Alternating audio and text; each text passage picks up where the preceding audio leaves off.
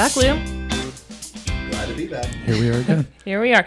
So today we are going to go back to the multi-zone unit, and we're going to be talking about operation mode and why you should never put it into auto mode, which is a problem that I am all too familiar with. And I'm pretty sure, Lou, I have personally called you on more than one occasion to say, Yes, I don't know what's going on. My downstairs is hot and I want it to be cool. What do I need to do? So unfortunately, we no longer live in that house and I don't have the multi-zone units, but this is something that would have been really helpful to me a year and a half ago.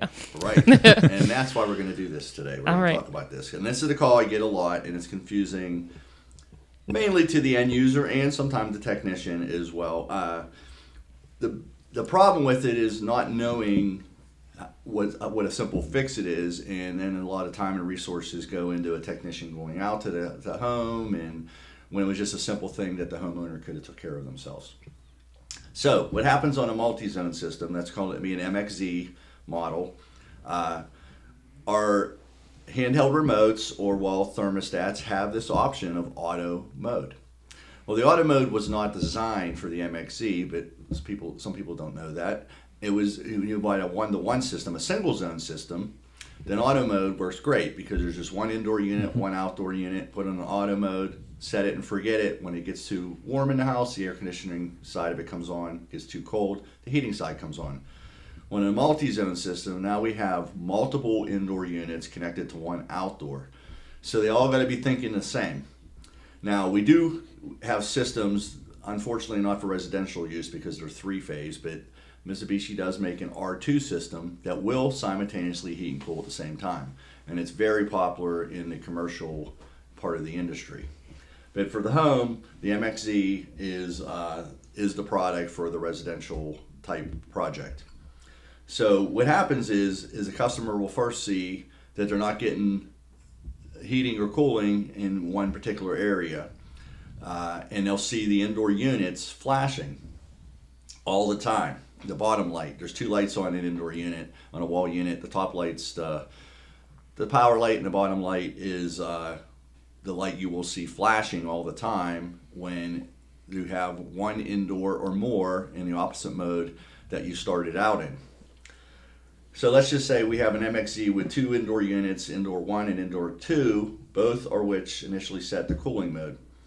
So say you change indoor 1 to heating mode, the outdoor unit will continue to operate in cooling mode. Why? Because it was already doing a cool call to indoor unit number 2. Now, in a traditional system that's not variable, because our systems are our variable drive systems, so what they try to do is run an algorithm. They don't try to cool or heat the space down instantly. They try to maintain temperature running at a variable volume. And that's where we get the VRF, variable refrigerant flow. Now, so the chances of that call ever ending may be hours before it would actually end, because we're running in an efficient mode of a low operating mode that is just trying to maintain temperature and continue to run for maximum comfort. So what will happen is you get this light flashing, and then the other indoor unit, number 1, which we changed to heat mode, is not responding. So the customer thinks there's a problem. So what the problem is they're both in two different modes. So the cure to that would be to put them both in the same mode. So indoor unit. So if you wanted heat on indoor unit 1, you're going to have to go to indoor unit 2 and change that to heat as well. And this is why you don't want to use auto mode, because you don't want your indoor units automatically switching back and forth and having this anomaly occur. So always never use auto mode, and always make sure you keep all your indoor units, because you could have up to 8 indoor units on a Mitsubishi residential system. Always make sure you keep all the indoors in the same mode, and you should never have no problems and get plenty of efficient cooling and heating from your Mitsubishi system. Perfect. Good to know. Don't use auto. Yeah.